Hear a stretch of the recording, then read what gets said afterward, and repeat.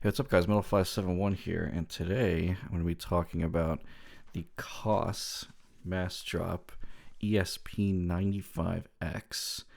As the name would imply, this is really just an ESP950 with a couple of changes to it. It's a $499 100 kilo ohm 98 dB per milliwatt electrostatic headphone. So yes, this marks a bit of a milestone for me because this is the first electrostatic headphone that I am reviewing. They are distinctly different technology than dynamic or planar magnetic drivers, and as a result of that, there's some interesting effects to the sound that I'm going to go into, but it still sounds like a headphone.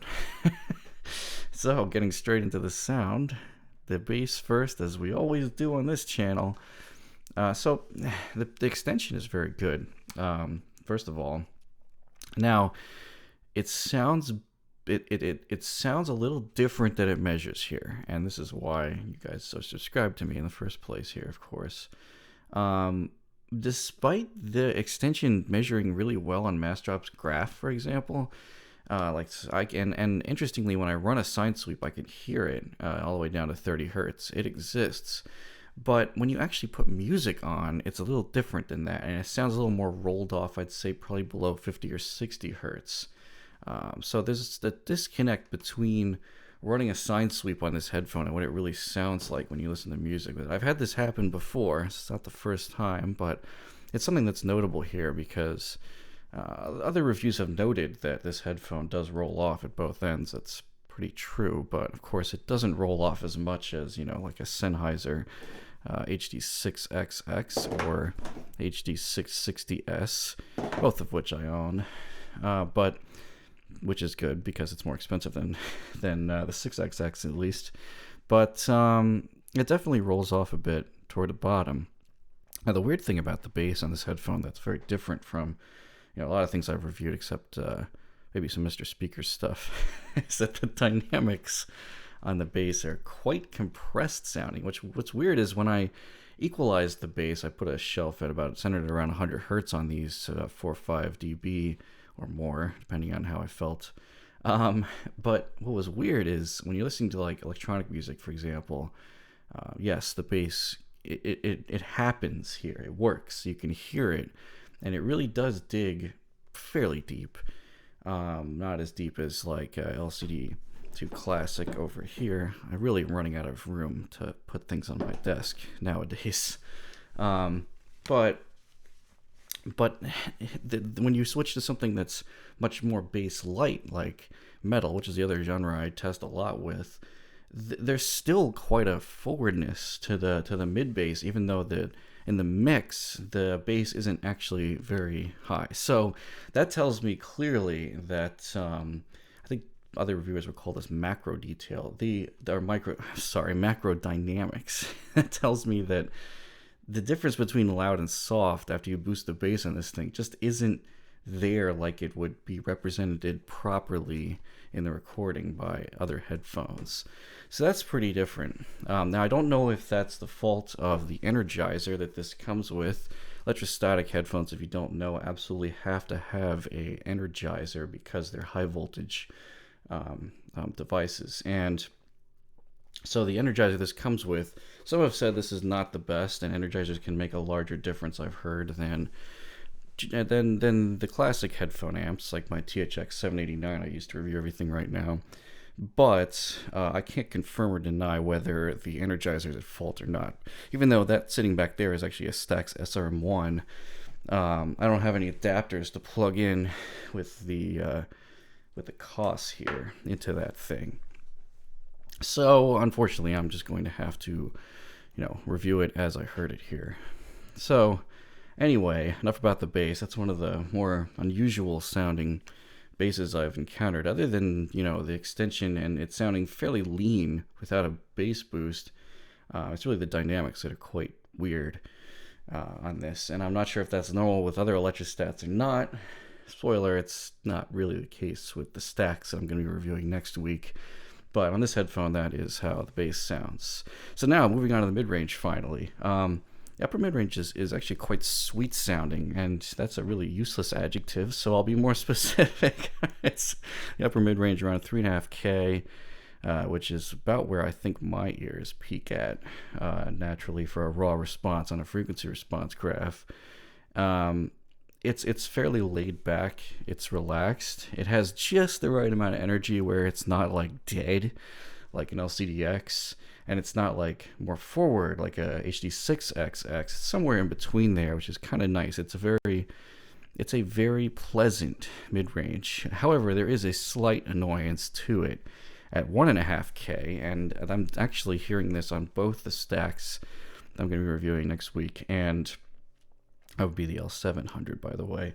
And on this headphone, they both have some kind of hump there at 1.5K, which is weird. It creates a strange shoutiness to the upper mids that's not centered, where the classic ear resonance peak is, but lower than that. So it makes things sound honky, but like higher frequency honky. I don't know what adjective describes that frequency, but that's where the peak is around. So I've reduced that by about 3 dB, and it reacts pretty well. It mostly deals with that and doesn't force itself on you under all circumstances. Unfortunately, the mids are a little hazier, I thought, than the 660S's, and hazy as in terms of grain/detail, which has nothing to do with frequency response in my vocabulary. It's just the cleanliness and the transparency of that region is not quite there, but it's still less forward than either of the Sennheisers I have here, or the mid-fi Sennheisers. I do have an HD800 also. And so it's a laid back, but it's a little bit hazy. It's a little bit grainy, more so than maybe the price would suggest, but it's fairly pleasant. And I do also want to talk about the ethereal electrostat timbre, which I'll get to in a second here after I describe the treble, because the mid-range definitely seems to have that timbre/grain going on. So moving on to the treble, I think they're an upgrade in resolution over the HD6XX, which you'd hope so, because these are a $500 unit and that's a $200 headphone, this guy. And both those are made by Massdrop. So I think the treble here is around on par with the 660S in detail, which is quite good, because those who have directly compared the 6XX and 660S all the time, like I'm doing, can hear that there's a clear difference in the treble resolution between those two headphones. And so this is closer to the 660 level, which is where it should be, because the 660, I believe, is running somewhere around $499 as well. So yeah, it's really great. And as far as the peaks and the FR goes in the treble, I'm hearing some minor peak around 11K to my ears. 10 or 11K, it's something like 2 or 3 dB. It's not very much, and a lot of people probably won't need to adjust this at all. I'm just extra treble sensitive, and the treble in this headphone is really not that forward. It's pretty relaxed, so I wouldn't really worry much about that. But if you are listening to a lot of electronic music where the V-shaped mastering is very apparent, to say the least, that you might want to include that part of my EQ profile in the description.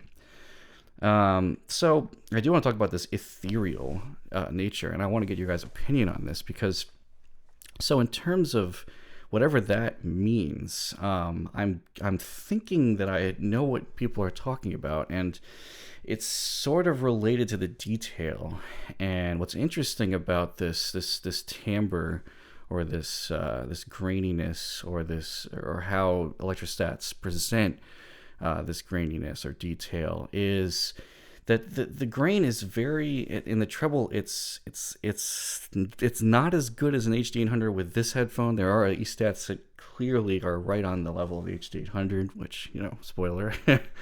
But with this one, the grain is kind of spread out evenly, so it's just like this gentle layer of grain. That sounds so weird, but if there is a sense of high resolution and slight grittiness to the sound, it's kind of very spread out and even across the whole treble range. So actually what happens is when you try to equalize this headphone, you notice that the peaks don't try to really hold their their position so strongly. Like when I'm equalizing a planar or or a dynamic that's got these very strongly defined peaks in the frequency response, I'm finding that they try to hold themselves there more strongly. And with an electrostat, when you EQ it, you can notice that the resolution stays relatively consistent along as you raise or lower whatever the region you're playing with, but the peaks and valleys don't force themselves on you so strongly. It's just kind of like a nice, easy layer of obscurity over the sound. That is such a bizarre way to describe anything about sound, but that's what I'm hearing. And if I had to describe whatever that ethereal word means, that seems to be what I'm hearing with electrostats. And that's a very unique thing, because like I said, dynamics and planars are more, they have grain that varies more throughout the frequency response, it seems, and specific peaks try to hold their position and fight against the EQ more, and this does not really do that. So that's pretty interesting. Soundstage. So, as I think some people pointed out in my Edition XX review, the big gear cups that are very tall, like the ones on the Koss, they tend to give you a image that sounds like it's coming from above you a little bit. And actually, I got some of that. It sounds like that here too. So maybe there is some truth in that being a result of this kind of ear cup shape. Now, the imaging and width, I think is perfectly on par for the price, which means that the imaging sounds precise. I didn't hear any clearly gaping holes in the imaging. Everything was where it should be. There aren't regions like the 6XX where the front is right the front imaging is right in front of you, and then there's not much here, so there's just a hole in the imaging. And then to the sides there's instruments, but this one sounded pretty fair. Didn't hear anything weird about it. And the soundstage width was almost as good as the LCD2 Classic, which actually has quite a decent soundstage, even though everybody apparently doesn't like Odyssey soundstage. Don't know why. It's quite good. So it's almost as wide as that, and it's got good imaging. It does sound a little bit raised above you. It's like the instruments are up and above in front of you, but it sounds great other than that. So other stuff, deal breakers. Why would you not want to buy this that has nothing to do with sound? So the first thing that is really obvious is, oh man, this thing feels like a toy. It's so plasticky and it's very light. And now the headband here is metal, which also I want to mention is smooth sliding and actually didn't hold its position so well. So you may have to play with this a bit while it's on your head to get the size of the headband right. But everything else is just this like chintzy plastic. And yeah, the headband has a lot of padding though, as you can see here. Hopefully, maybe not, but it has quite a lot of padding. It's pleather though, while the ear pads are velour. These are not the original ear pads that came on the ESP 950. This is based on. I'll get to that in a second. So it's pretty cheap. The cable's not removable. I don't know of any e-stats where the cable is removable, so maybe this is a ridiculous gripe, but the cable's not removable on this one, which is another knock against it for the price. I also want to mention that the Energizer volume is weird. So it's not that weird as the SRM1 has something going that goes on like this, but these there's two concentric. You're never gonna be able to see this on a webcam. There's two concentric volume knobs here, and one of them controls the left and one of them controls the right channel, and when you turn them, they turn individually at all times. They don't lock together. On the Stax SRM1 Energizer, they actually are lined up, and it works like this, but unless you change one or the other relative to each other, when you turn the whole knob, both channels go up evenly, and it doesn't happen here. You're always like putting your fingers like across both of these at the same time and then turning, and you always end up messing up the balance every time you're trying to play with the volume. Now I'm an obsessive volume adjuster, so this was annoying, and so I wish there was a better solution to that. It doesn't seem like that was updated when Massdrop released this thing. Also, yeah, the Energizer itself it doesn't weigh that much. I don't have a number for you, but it doesn't feel like I don't know, it doesn't feel strong. It doesn't feel like this is worth at least $100, $200 or something. I don't know. I mean, you can't complain too much. We're getting a whole system here for $500. That's not a real electrostat. So it's what it is. But those are just some things to keep in mind. I have no idea if that perceived feeling of quality or lack thereof is going to relate at all to longevity. This could be a very reliable energizer. I don't know. You guys tell me. So what does this all mean? I'm lost in Metal 571. Do I buy that? Yeah, you buy this. This is great. And it's a bit of a lean sounding headphone, and it gets quite a bit better when you EQ it. But it doesn't absolutely require EQ. I mean, if you like it's a soft sounding headphone that's mostly warm, except for 1.5K and maybe 11K a little bit. But the bass is very gentle, and you can EQ it, but it doesn't have the best dynamics, as I said. But if that sounds like something that you don't mind, the detail is very good for the price, and I don't think there's any issues with that.